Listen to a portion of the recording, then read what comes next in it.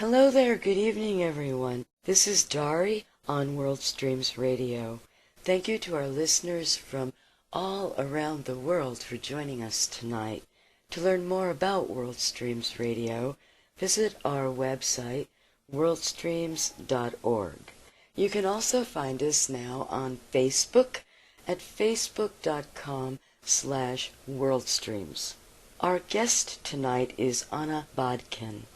Anna Badkhen has covered wars in Afghanistan, Iraq, Somalia, Israel, the Palestinian territories, Chechnya, and Kashmir. Her reporting has appeared in the New Republic, Foreign Policy, and Salon.com, among other publications, many of them. In April 2010, she journeyed to northern Afghanistan on assignment for Foreign Policy magazine to write a series of dispatches that eventually became Waiting for the Taliban, A Journey Through Northern Afghanistan. And Anna's book, Piecemeals, was published in October 2010. Hi there, Saeed. Hello and welcome, Anna. It's an honor and pleasure to have you with us tonight. Thank you for having me, Dari. Good evening. Well, hello, Dari. Good evening, everyone, and thank you for joining us, and good evening to you.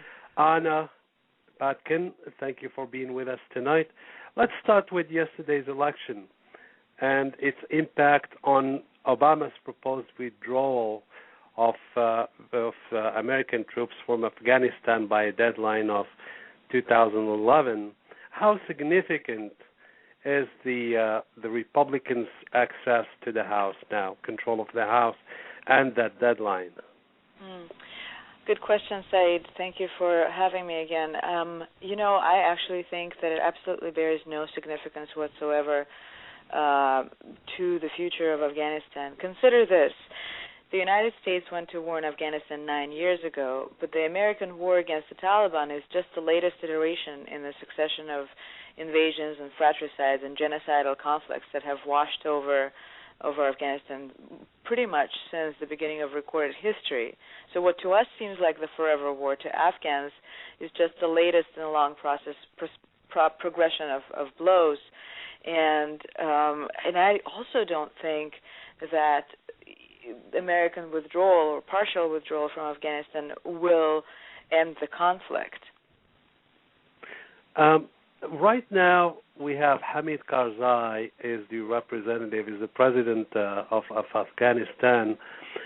Could you give us a brief history of how many turmoils has Afghanistan gone through after World War II? Briefly, if you can. Well, Afghanistan for a long time has been a point of proxy wars between Britain and the British Empire and the Russian Empire. And then later between the United States and the Soviet Union,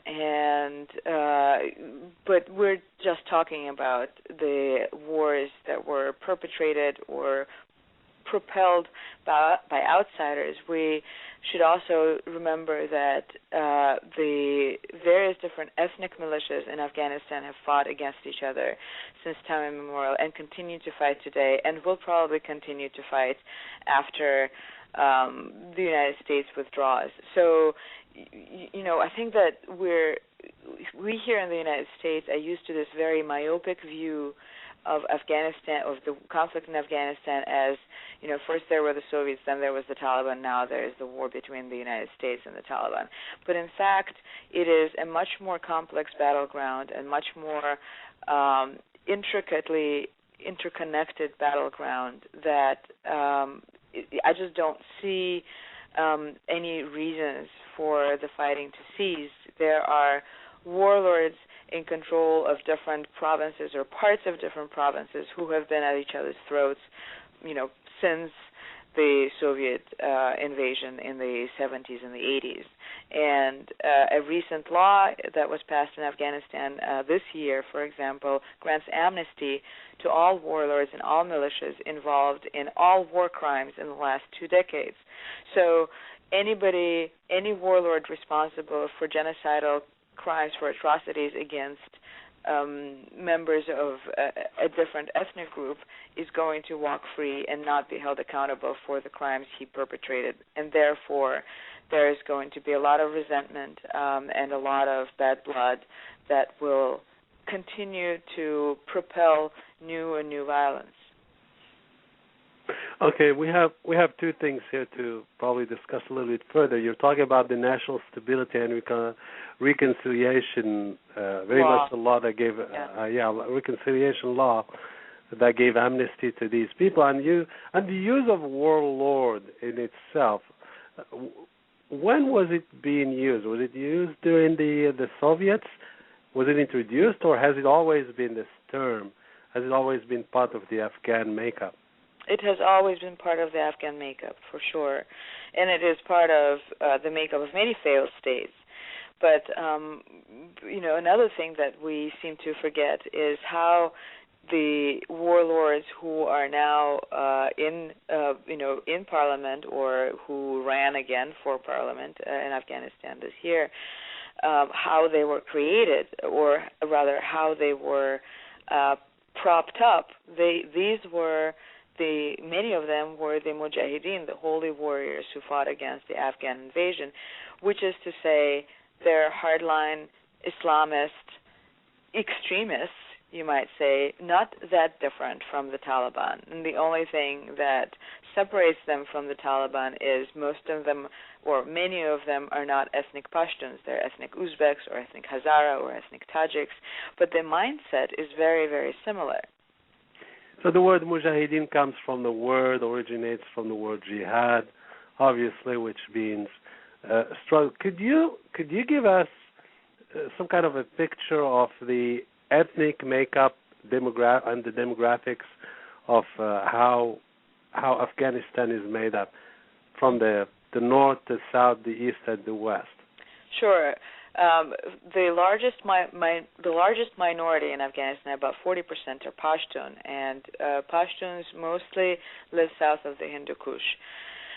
And the Hindu Kush is the mountain, right? The mountain range that sort of, if you picture Afghanistan as if you imagine the map of Afghanistan as sort of a palm, the Hindu Kush cuts it east to west. So the south of the Hindu Kush and the southern Hindu Kush, south central Hindu Kush, is mostly Pashtun. North of the Hindu Kush is much more complicated. You have, in the center, you have Hazara, who are the only Shiite minority in Afghanistan, the largest Shiite minority, and who are generally disliked by most other ethnic groups. You have ethnic Tajiks, you have ethnic Turkmen, and you have ethnic Uzbeks.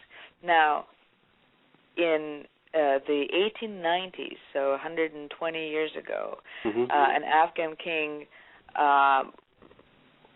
went to war with the Uzbeks and the Hazaras. He actually called it a jihad. He announced a holy jihad against the Hazara and a war against the Uzbeks.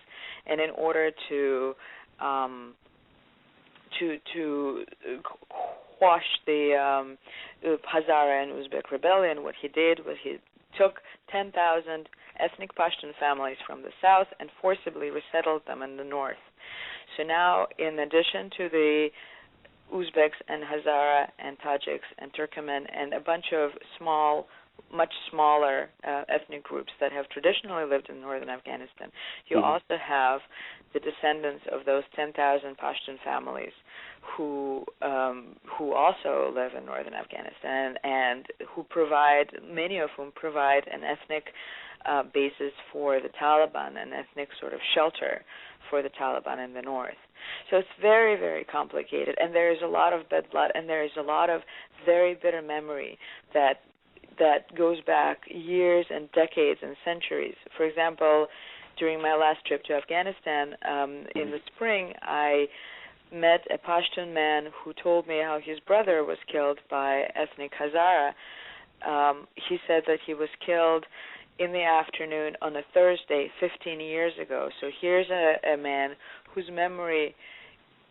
has precise memory of how his brother was killed by a rival ethnic group 15 years ago, and he will not forget that murder. And then you go to a Hazara village, 2 miles away, and they have memory going back 15 years ago of ethnic cleansing or attempted ethnic cleansing as well.